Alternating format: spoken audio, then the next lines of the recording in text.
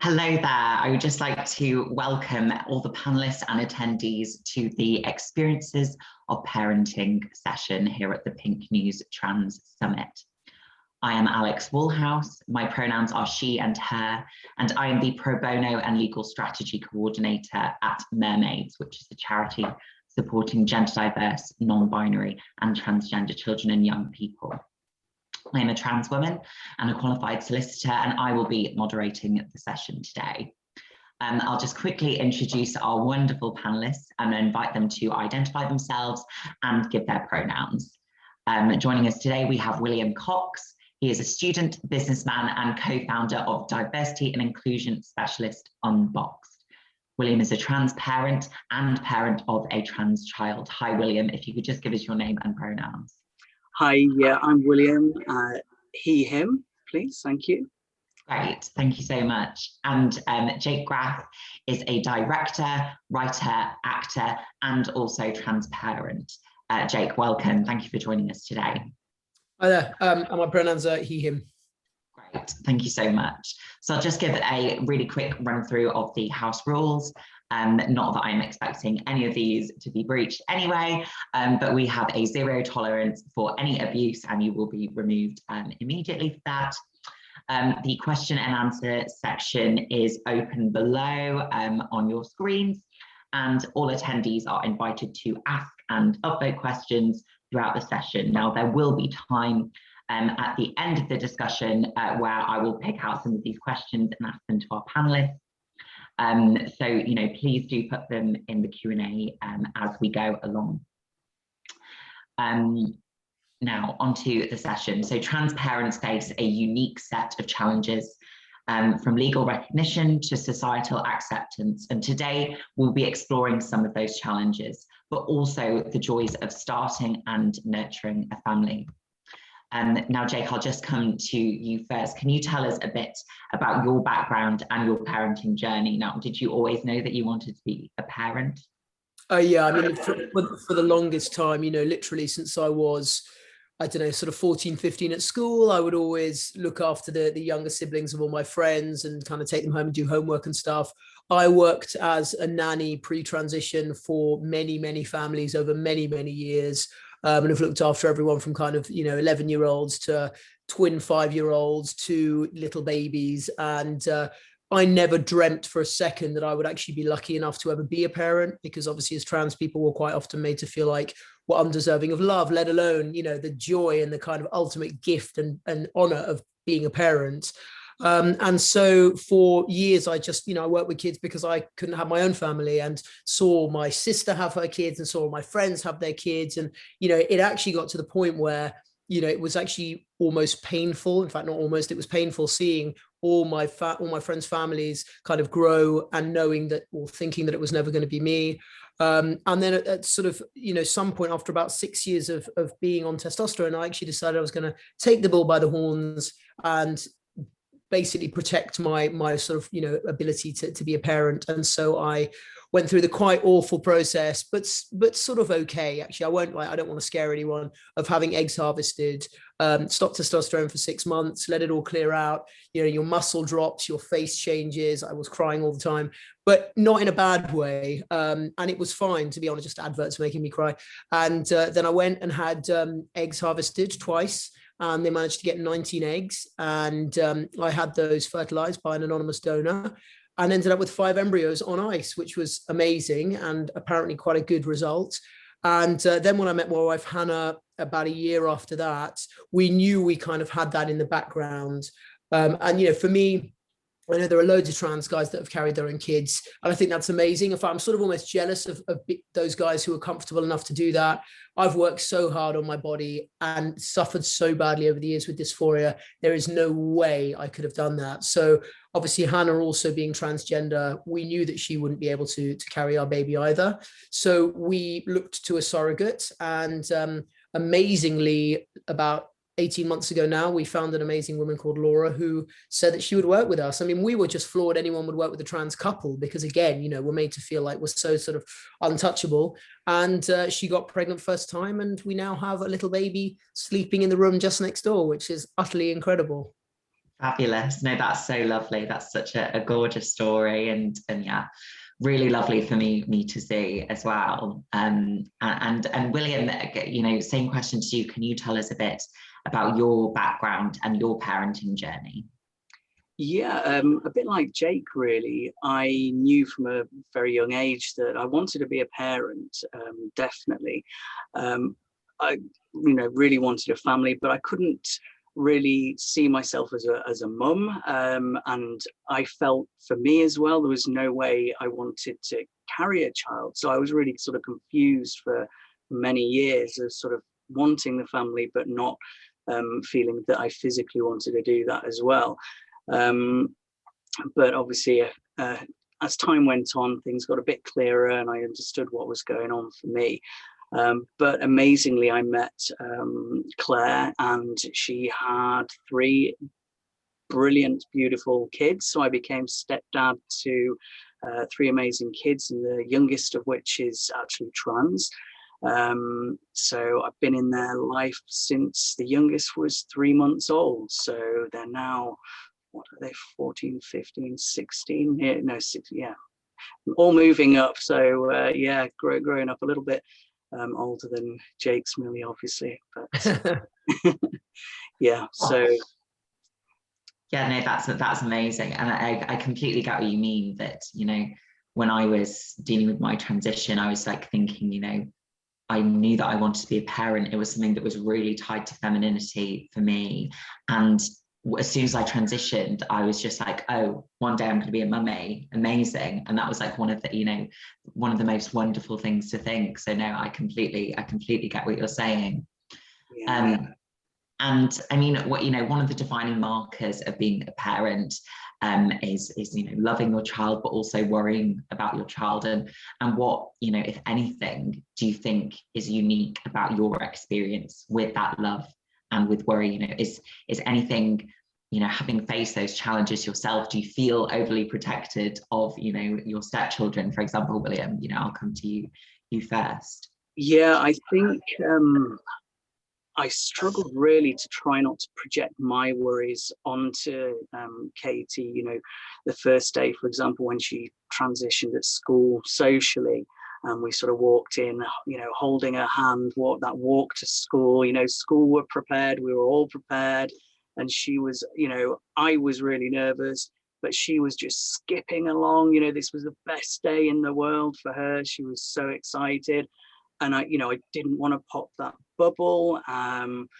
But yeah, trying to find the balance can be quite tricky sometimes, of not projecting your sort of fears and worries onto them. But the day went great. She had a fantastic time. Everyone was so lovely. So we were very fortunate on that occasion. But yeah, I think it does come with some worries. I'm sure every parent has them, but when you kind of know or think what might happen or what could happen, these fears and worries are sort of in the front of your mind, I think, aren't they? Yeah, I was just about to say, I mean, I think every parent doesn't want to project their worries and ends up projecting their worries onto their child, cis or trans. I think that's quite a universal experience. And have you had that experience as well, Jake? Do you feel that you feel that worry, those worries for your child in a different way because of your own journey?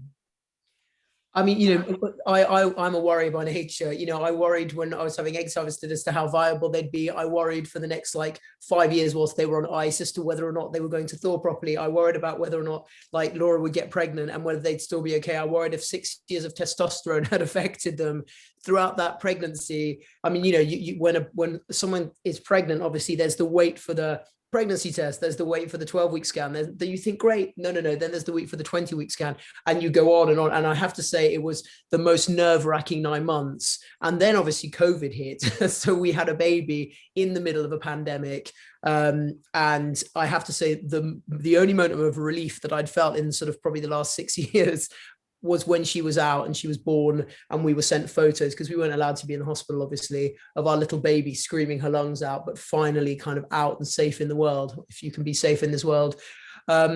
But, you know, for us, I mean, we get some weird comments from the community, weirdly, and from externally. So, you know, we get a lot of people in the community saying, why aren't you raising her gender neutral if we ever dare to put her in a pink top, which we don't a lot, I have to say, because, you know, she wears hand-me-downs from all her cousins and they're mostly boys. So often she's in blue or gray. The time we put her in a pink top, we get a slew of, why are you raising her as a girl? Why are you, you know, so it's very difficult to kind of distance yourself. What I have found, weirdly, is that I really don't like seeing her in dresses or skirts.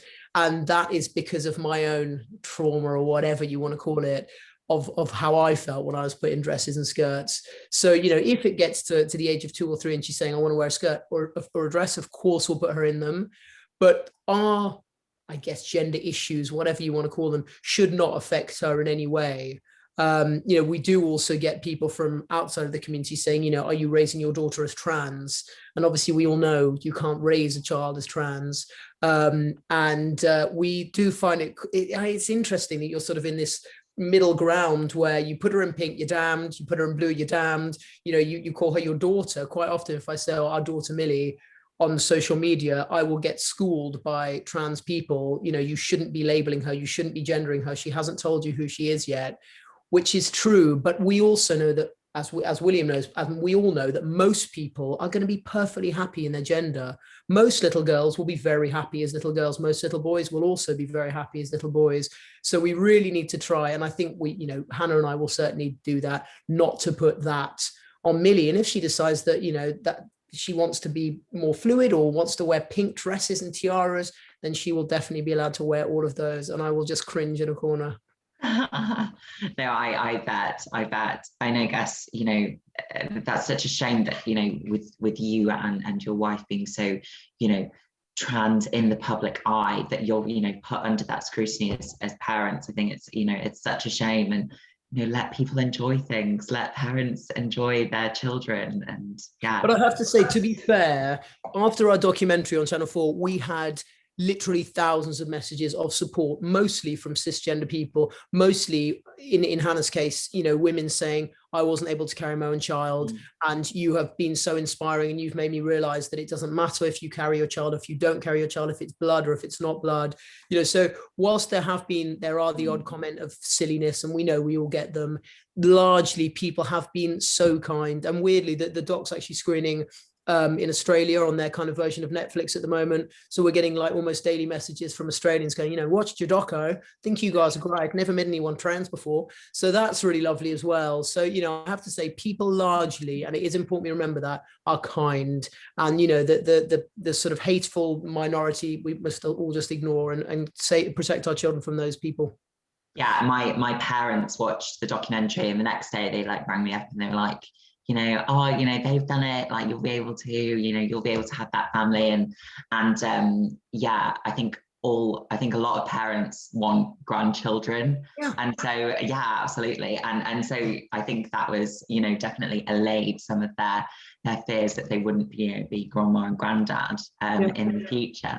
It is, I think, honestly, it's so important for all, you know, everyone watching, that, you know, the parents realize that just because your child comes out as trans, it doesn't mean the end of any of their dreams. If they want to be married, if they want to fall in love, if they want to have kids, they can have all of that. And don't worry, as long as they have your love and support, they will be just fine.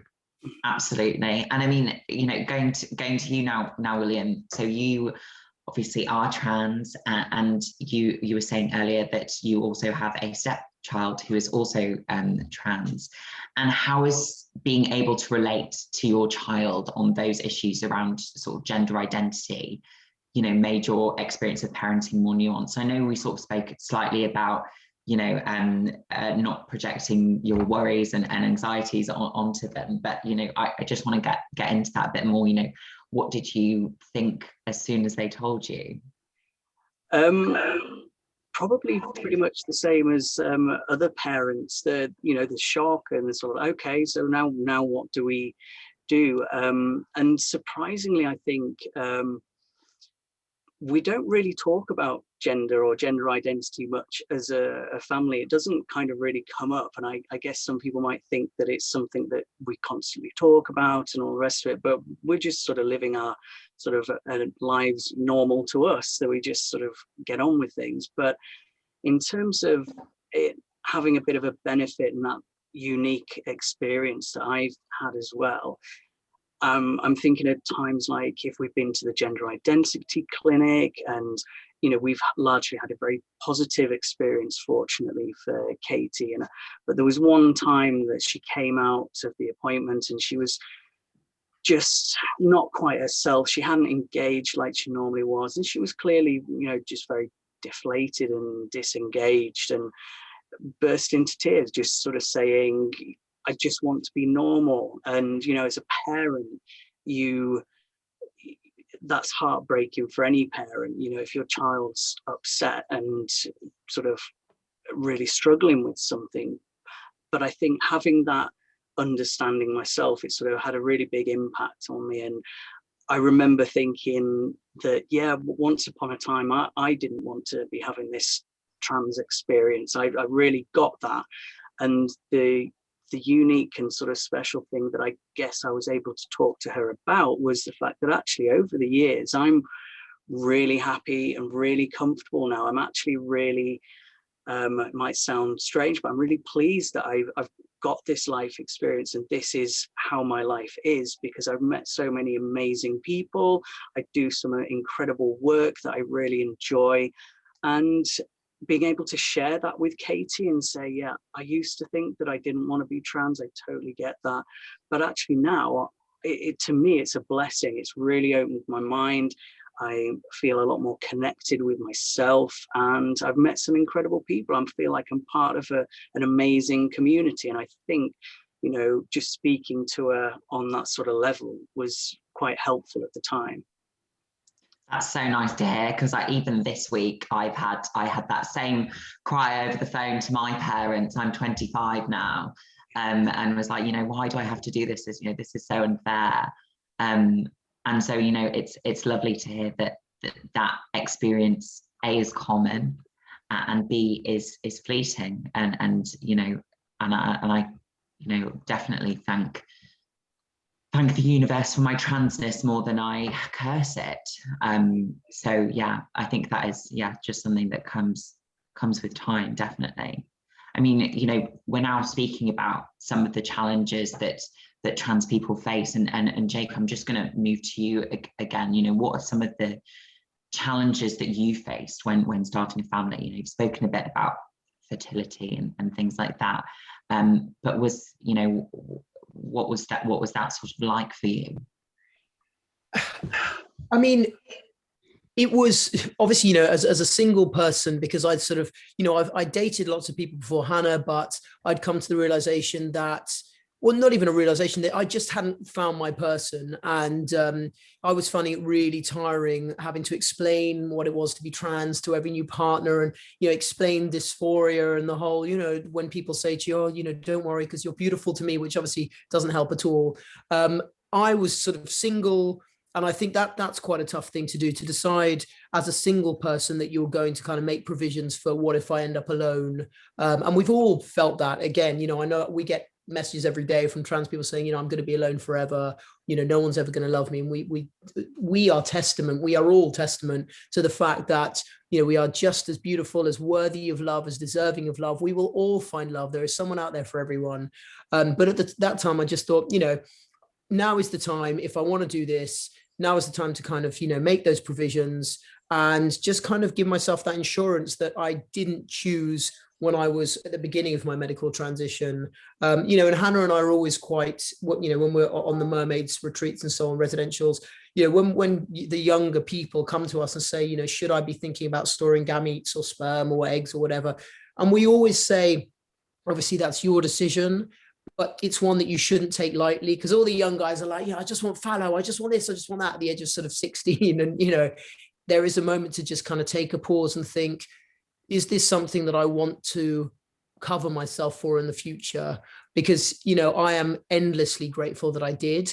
And as Hannah has spoken about quite often, she didn't. So she was offered the option of storing sperm effectively. And because she felt that she would never find love and never be in a position for it to be of any use, she didn't choose to do that, which she will now say quite openly is one of her biggest regrets. It hasn't affected her relationship with Millie whatsoever. But she would always say to the younger girls, you know, when they're sort of so gung-ho about just beginning, when we all know how that feels, all you want to do is get on hormones, all you want to do is have your surgeries, just kind of take that moment to think, do I really want to close that door to being a genetic parent to a child one day? And so, you know, for me, it, you know, stopping testosterone, I thought would be a lot worse than it was.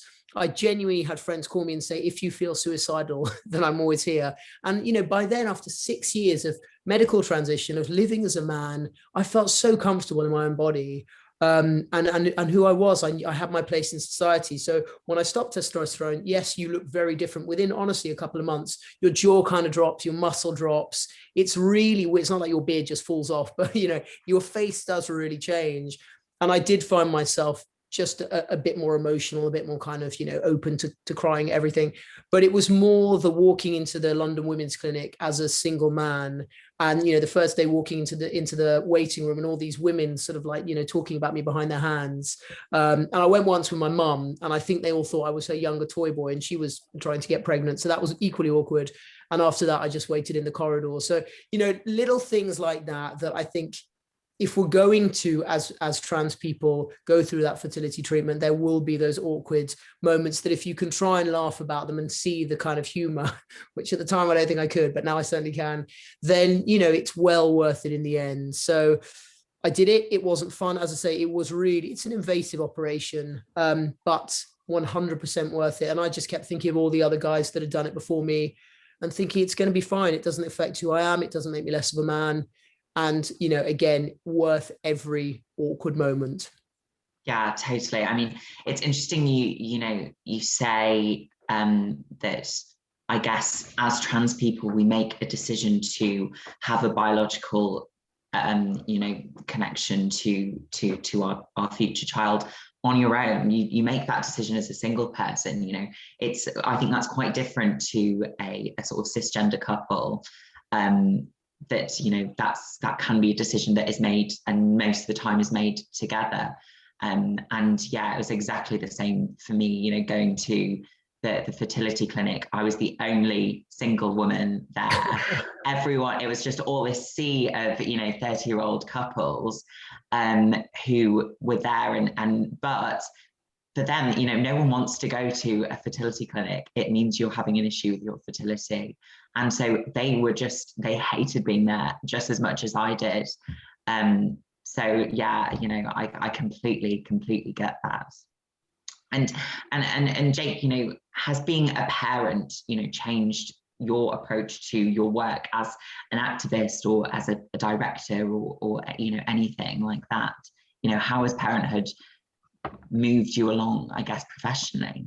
I mean, weird, you know, because I've always wanted to be a dad. All my films have got kids in them, so they've always been kids in. You know, I've always written with kids in mind because, you know, I've written stories of younger trans people who then become older trans people within a short film, and I obviously made the short film Listen for Mermaids, featuring all mermaids, amazing young people who were just phenomenal. And that film is still weirdly, I got a message from, I think, a prison in Arkansas or something the other day where it had just been shown in a prison, which was quite cool. And an inmate was like, I'm trans. And they showed this, and I realized I'm not alone. And it really helped me explain to the other inmates. So that's kind of cool how that's traveled.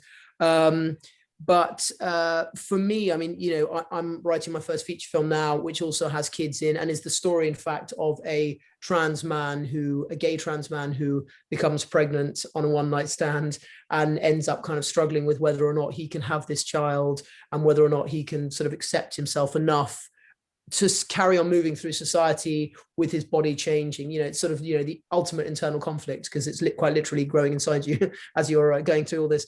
So, you know, activism wise, Hannah and I haven't really changed what we do. We've sort of moved away from Twitter a little bit, because Twitter, I don't think should exist. It is the most vitriolic, hateful, awful platform that there is. And whenever Hannah and I have talked about being parents, we have had just an onslaught of hate, and people saying things like, you know, if you can't have children naturally, you shouldn't be allowed near children, etc., etc. Just some awful things. So in terms of activism, we've kind of closed the door on Twitter. But otherwise, just sort of carry on as we're going. And as I say, you know, we're mindful that at the moment it does feel like there is a real step up across various platforms and from various organizations of anti-trans feeling. But we, again, remind ourselves that those are really hateful minority groups and voices, and that anyone who is dedicating their lives to sort of, making other people's lives difficult really isn't worth our time or our energy. No, completely. And I guess, a similar sort of question to you, William, has your parenthood and your transness, has that changed your approach to, other parts of your life, and in particular your work, I guess? I guess it does make me more aware and a bit more careful of who I speak to, what I say, things like that. So we've always taken the approach that we're sort of not really going to put Katie out there when she was younger, but now she's actually quite out and proud, but we're still sort of being a little bit reserved about that. But yeah, it's a bit of a worry, isn't it? And I guess the way it's changed for me is just wanting to be proud, wanting to be seen, but not putting myself into danger, and certainly not, exposing my family to any hate or stuff like that unnecessarily. Yeah, I completely, that resonates with me as well. Like, I'm constantly battling with, should I be out? Should I, should I just live stealth? These questions are constant. But I guess, I make this decision every time I do something like this, that, being trans is something inexplicably linked with my identity, and it will always be. And that isn't something that I need to hide. Yeah, and that anyone that loves me and will love me in the future, has to know that part of my life as well. So that's, yeah, I completely understand that. And I guess, staying with you, William, what type of support, as a parent of a gender diverse child, what do you need? What do you and your wife need from others? Yeah, I think there's lots of practical stuff that could be done, really. I'm thinking school is obviously a big part of people's life when your sort of kids are growing up. So any sort of support and allyship from other parents. We kind of just don't want to be the family that feels like the elephant in the room. Sometimes I think at the school gates, people can be a little bit worried about talking to you and stuff like this. And you think, well, we're just a regular family, and actually, the gender stuff that sort of goes on or is part of our family is just one very small bit. And actually, if we got talking, we've probably got an awful lot in common. We've got 3 kids. What's your kid? What's your kid do? That football, or do they like animals, or do they dress up as a princess all day long? Let's have a conversation and just sort of break down some barriers and arrange play dates, sleepovers, stuff like that. I think is really important as well.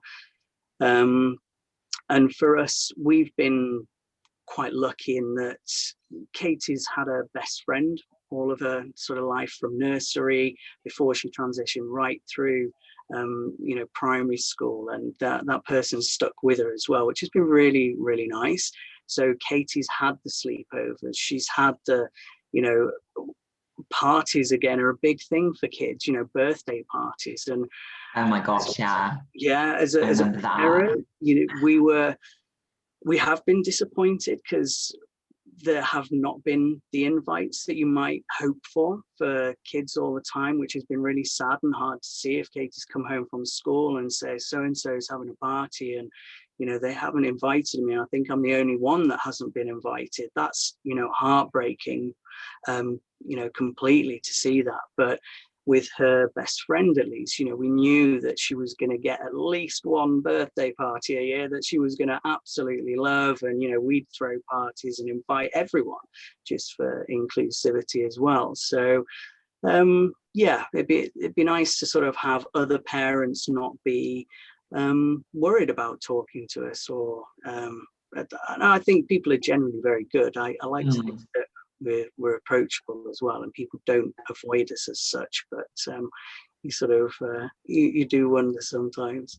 I know, and one of the things that I think it's probably like one of the only things that I hate about being trans is that people are so worried about saying the wrong thing that they end up saying nothing.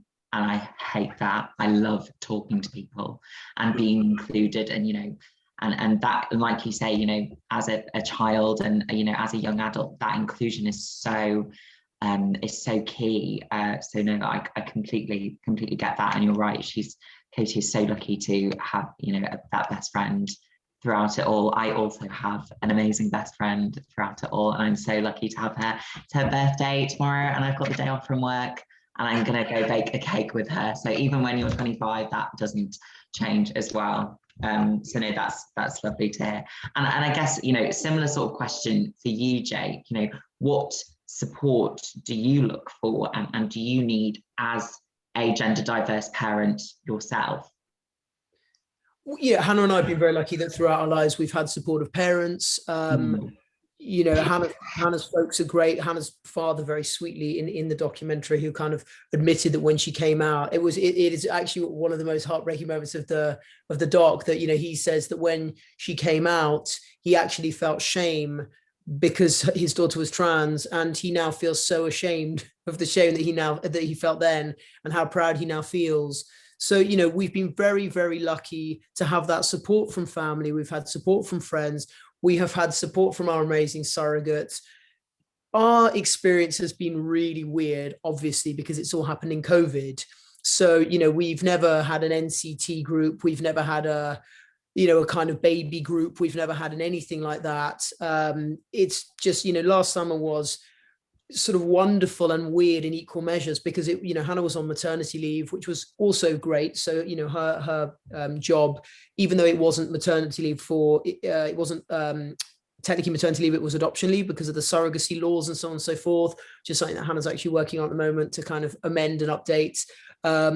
But she had that time off, and we spent a wonderful summer, the three of us, getting to know our baby in a garden in North London, and just really, really being close. But we've not had the sort of when Laura was pregnant, we also tried to get some kind of baby classes on the NHS, and were told that because we were not having the baby, we were not eligible for that. And in fact, our surrogate even got involved and said, well, I'm not having them, so they might as well.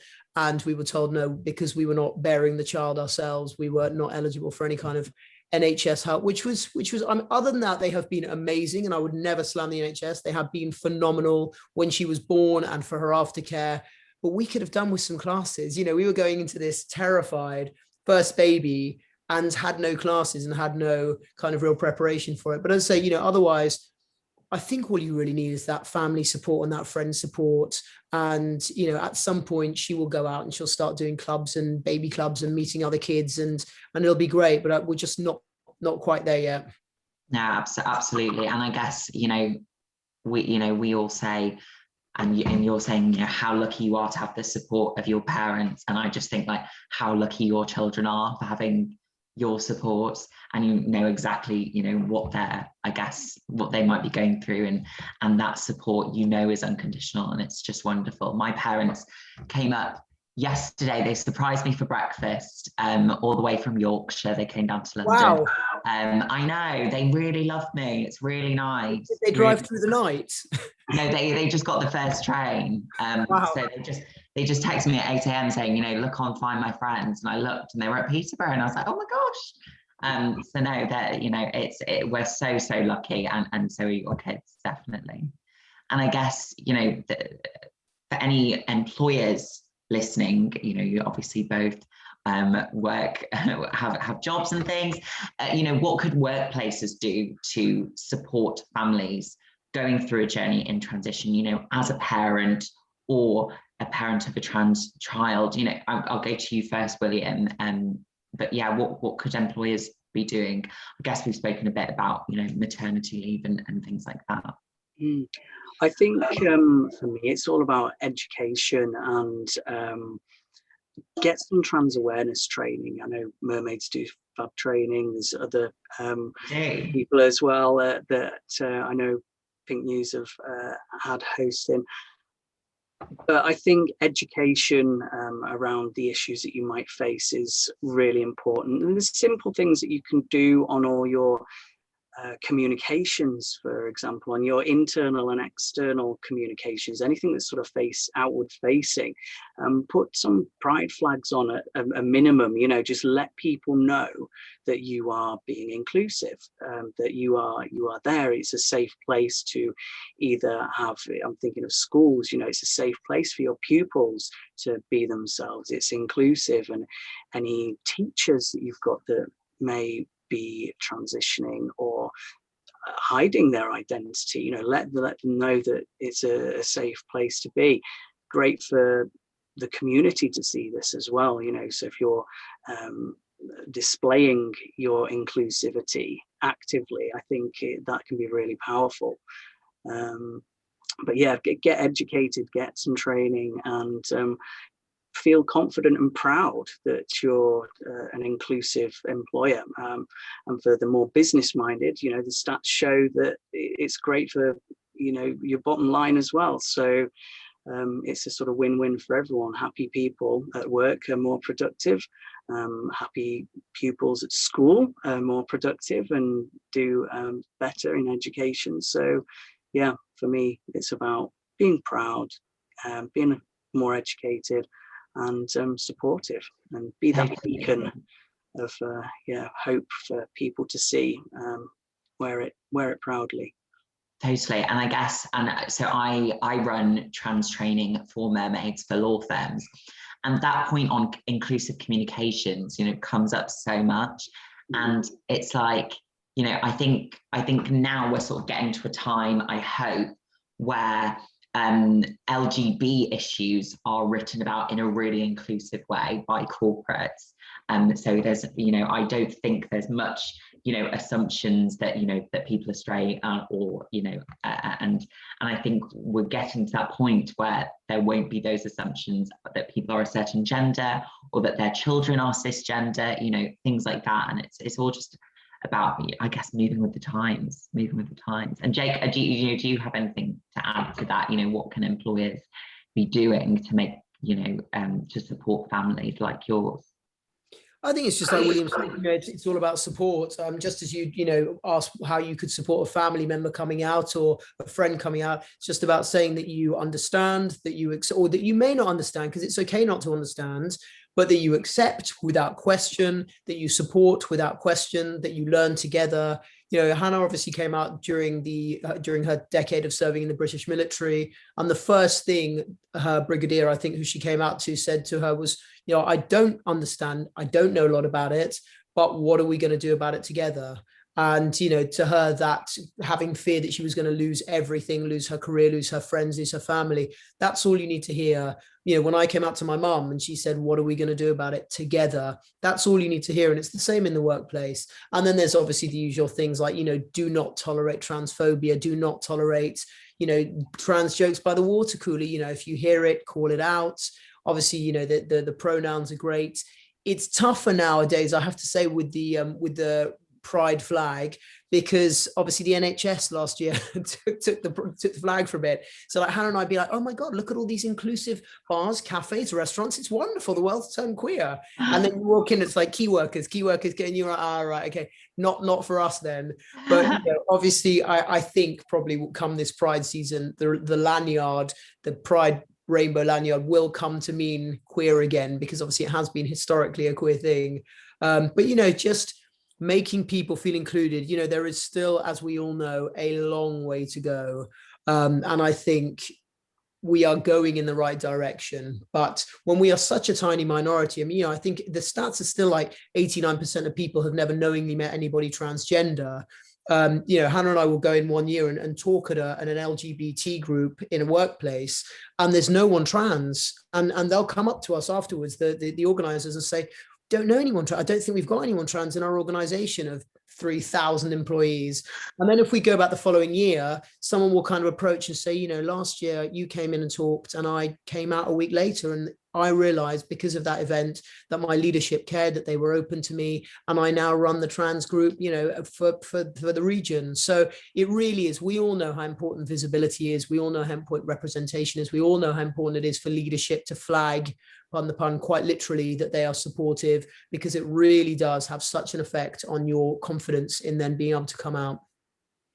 And William, I guess on that point as well, you know, what is the importance for you of representation for families that have gender diversity in them, like your family?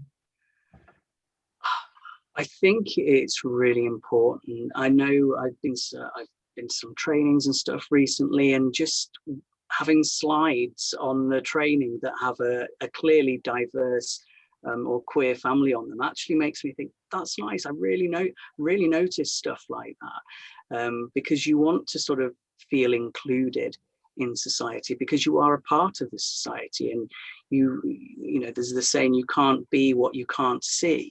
So for all of the young people coming forward who are our future, it's really important for them to see that there are lots of different ways of having a family, and here we are represented in the media. Here's some examples of, you know, people just living life and, you know, doing the regular kind of stuff that families do. I think it's really important for people to see that, and it makes you feel there's a sense of hope and a sense of belonging, because you can be part of society and live a happy life. So for me, it's really important. No, it is. I obviously completely agree. And Jake, I guess finally, do you think that attitudes are changing and that we are going in the right, you know, direction? People are becoming more aware of many kinds of families. Yeah, I mean, what is ridiculous, and it's still happening to this day, is that, you know, obviously when Hannah and I had Millie, all the newspapers went with this whole, you know, Britain's first transgender parents, which no matter how many times we or our agent or anyone else said to them, this is not accurate, they are not the first trans parents, it literally felt like banging our head against the wall. And then it would appear again on another article, on another, you know, bottom of TV interview. And it got so that we had, you know, people within the community kind of messaging saying, look, I've been a transparent for 10, 15 years. And obviously you have, because trans people have been around since the dawn of time, living their lives, doing everything that everybody else does, just more quietly. And Hannah and I chose to go out into the public sphere because we know how important it is, not only for the young people, but, you know, largely for the young people, because Hannah and I obviously grew up with no representation. You know, I never met another trans man until I was 25 years old, and I know how detrimental that was. And, you know, it's so important to kind of be that person that you needed growing up. So that's why we've chosen to be visible, and why we've chosen to be out there. And also because, you know, having gone to the Mermaids retreats, quite often it's the parents that come up and say, you know, you've given me hope for my child's future. And we know how important that is, because, you know, the kids largely are okay. You know, the kids are cool. The kids are getting on with their thing, and, you know, they have their bad days, but largely the Mermaids kids are tough, and it's water off a duck's back. But they worry about their parents, and we worry about their parents, and their parents worry about their kids. And all we want their parents to know is that, you know, there is hope out there, and there is a future. It's really, really bright. But, you know, we chose to be out there and to be visible. And then obviously, you know, the media loves to do the first ever trans actor, the first ever trans parent, the first ever trans whatever, insert here. And it makes it sound like we're very new, like we're a trend, like we're a fad, which is obviously what we're all trying to get away from, this sort of, you know, idea that there's been this sudden outpouring of young kids coming out because of the internet or whatever nonsense that these people say. We all know why it is. It's because the more people like you see, the more visible role models there are, the more hope you feel, and the more you think, do you know what, it's all going to be okay, because I've seen William and I know that he's living a happy life, and I've seen Alex and I know that she's living a happy life, and I've seen Jake and Hannah and I know they're living happy lives. That's why there's all these trans kids coming out, because finally they're being told it's okay to be themselves. Absolutely. And I think that's a wonderful, you know, point to end our discussion on, and move on to this sort of the Q&A portion, which I can see you've all been using, which is really amazing. And I'll just read some of those out and put them to our lovely panelists. And so, yeah, if you do have any questions, please keep them in the Q&A box. So this first question is for William. has your relationship with your stepdaughter changed? Any of your opinions about parental reaction to a trans child in general? This person has a really difficult time with the idea of the grief response from their own parents. And so just want to know if you have any insights on that. I think I used to be really worried about what other people thought and what they felt. And that's a really difficult thing to deal with, because it really impacts your life. But I got myself to the place where I don't worry so much about that anymore. So other people's reactions belong to them, you know, and I just need to worry about how I'm feeling about a situation, and that my family is okay and that my child's okay. So if somebody has a particular reaction, that is for them to sort of process and deal with, I think. And I know a lot of parents have the feeling of grief and losing a child, so to speak, if they transition. But I never had that, because I kind of just saw Katie as Katie's always been Katie, you know, so all we did was change the pronouns and a name. The child is still exactly the same, still behaves the same, still does the same stuff, and is still into, you know, all the stuff that she was into before. So yes, it's a tough one, and other people's reactions do have an impact on you. And I think for me, it's about trying to lessen that impact and get yourself to a place, if you can, where your views, your perception is the most important thing, and let the other people deal with their own stuff that's going on, perhaps. Yeah, I see that. My parents were exactly the same. I think when I came out, they were just, you know, they just saw a continuation. I was the same person. But I think for me personally, I felt and feel now, you know, more separation from the person that I was pre-transition. So I have more of a grief response to him before than I think my parents do. So no, that's really interesting.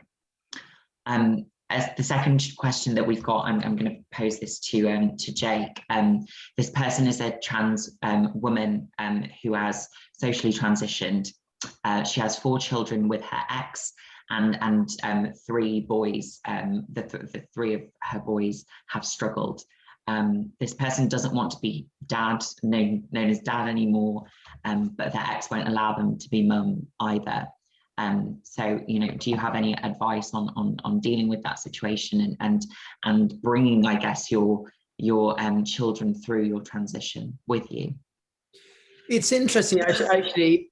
I know a lot of trans women. In fact, a good friend of mine, Bobby, who transitioned later in life, and we've had long conversations about the fact that her kids still call her dad, and she's really happy being called dad. She's like, I'm the dad. I've always been the dad. I wouldn't want that to change. And I'm writing a short film at the moment where the character feels very strongly, based in fact largely on Bobby's story, the character feels very strongly that relationship they have with their daughter, of them being dad pre-transition, is one that they want to nurture above all. But I know that obviously for different people, I've also heard people saying, you know, my kids call me dad, but then when we're out in a restaurant and I'm looking like the beautiful woman that I am and they call me dad, it's obviously quite difficult. It is a tough one, because obviously you can't force anyone to do what they don't want to do. I think we all know, and it's important to remember that when we transition, it's not just us transitioning, it is the whole family and your friends and everyone else who transition with you. And some people will get it and some people won't. And, you know, I think sadly it is that most marriages, when one partner transitions, do break up, unfortunately. And I know that from experience of a lot of friends' lives, that it does end up becoming quite acrimonious, because people are hurt and because people don't understand, and because, you know, there's tussles over the kids. And that doesn't happen just when someone's transitioning. That happens when anyone's spurned as a lover, as a partner. So, I mean, honestly, my advice would be to give it time, I think, because these things do usually tend to kind of get better with time. You may not get the reaction you want from your ex-partner, but you probably will at some point from your kids, particularly if you continue to nurture that relationship with them and kind of be patient and give them that time to adjust, because obviously it is a massive adjustment. I guess I was going to say particularly for boys, but I think just for anyone, it's, you know, it's probably quite a scary thing to see. Everything you know of your parent in your mind feels like it's sort of being shattered or you know, questioned, or you know, you're having to sort of really reevaluate. So I think just give it time, and I'm sorry that I can't be more help. Maybe William could offer more help. It's a really tough question. It is tough. I think what you said is really helpful, Jake, but I'm wondering as well if just having that communication together and sitting down and saying, okay, so this is happening, you know, this is going on for us, because obviously you need the support as well, but what are we going to do as a family about this? How are we going to handle situations if we go to a restaurant? What do you feel comfortable doing? This is what I feel comfortable with. I'd rather it be like this. How do you feel about that? And having those, you know, upfront, straightforward conversations might be a helpful way to sort of try and resolve some of the issues. You can't plan for everything, of course, you know, don't know what's going to come up, but I always think talking about things is a really helpful way to go. Yeah, I think, you know, from my sort of own experience, you know, like Jake says, people transition with you. And I think when I first came out, you know, my dad really struggled with pronouns and calling me his daughter and things. And it just became a sort of muscle memory thing where he'd seen me so much, you know, looking my beautiful self. And so it then became illogical to say, you know, to say son and to say he. And so I think it just comes with time, and as you transition, you know, it'll come with that. I really do think that. Next question, I'm going to again posit to both of you. This person's child is about to go to university in September, and she's trans. If you could give any advice to that young girl as she begins her new life, what would that be? She's not keen, apparently, on joining any LGBT groups, but what would your advice be as she starts university? I would say just let her be herself. You know, there's a lot of pressure on us as trans people to be out, to be proud, to be visible, to be shouting, you know, from the rooftops about who we are.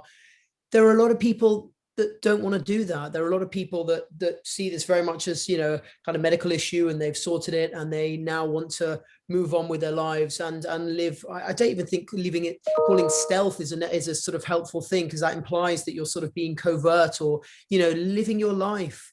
And if she wants to just go in and not out herself, then that's absolutely fair enough.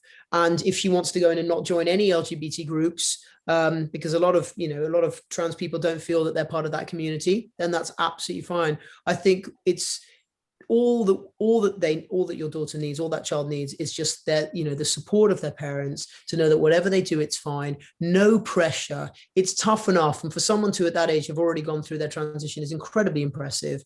You know, I didn't go through my transition until I was about 28 or 29. And I know that was a big deal then. To be starting university is already fairly terrifying. You know, it's like going to new school for the first time. It's a scary thing. And let them find their feet and let them do their thing and let them see like-minded people, and maybe they'll feel differently. But there should absolutely not be any pressure on that young person to come out or speak out or be vocal or be seen or be visible. There are enough of us doing that, and they should really just be given the right to live a quiet, untraumatic life. I absolutely agree with everything Jake's just said. And as I have this experience myself as a mature student. I'm now in my third year at university, so I've kind of been here and done that. And yeah, it was quite terrifying going to uni as a trans person. I had no idea what people were going to think, or feel if they knew about this. But I think for me, I'm really glad that I got myself a little sort of circle of support. If you sort of tell somebody at university, either one of your tutors or student services, you want to speak to somebody, and let them know that you have this thing going on for you, because they're there to help and they're there to support you. And I'm really glad that I did that, because I know that I've got people that I can turn to should I need some help in any way. And I think, you know, I went in without disclosing anything to my my colleagues on my course. And that was the way I wanted to play it. I just wanted to go in and do my studies and be me, and, you know, didn't want to be the advocate and the, you know, the out sort of person at university at that time. And in time, that actually did change a little bit. And I always felt a little bit, I don't know, like I was holding back something, I guess, until maybe year 1 or 2. And then I'd made my friends, I met people, and I guess I felt a little bit more confident. I kind of knew the people now, and I wanted to share this part of my life with them. So I did, and it was fantastic. And actually a big weight was lifted off my shoulders, because I wasn't intentionally being stealth, but it just hadn't come up. But there was a time that sort of naturally presented itself, and I spoke to them and let them know, and everyone was great. And I had even more support behind me then, which was, you know, really nice. So, and I quickly found that people at uni generally, so they really don't mind. There's a lot of diverse stuff going on at uni, and I'm not actually part of a LGBT group at uni, but I do stuff outside of uni. So yeah, but good luck, enjoy it, and just be yourself and see what comes up, and try and get yourself some support, even if it's you don't tell anyone else at the moment, is what I'd say. But have a great time. Yeah, I was just about to say, my one piece of advice is have fun. University, you live for university forever. Yeah, just have as much fun as you can. Yeah, I transitioned after university, and part of me, you know, wishes that I could have, you know, done university as a girl. It would have been so much fun, but I still had fun anyway. So yeah, I'm still happy and loved all the friends that I met at university. I think we're coming up to sort of the end of the session, so, you know, thank you so much to all the attendees for your, you know, amazing questions, and thank you so much to Jake and William for being such fabulous panelists. I think, you know, I found it really interesting and cathartic in a way, and inspiring, and I hope you all have too. So yeah, please enjoy the rest of the Pink News Trans Summit, and I think goodbye from us. Thank you very much.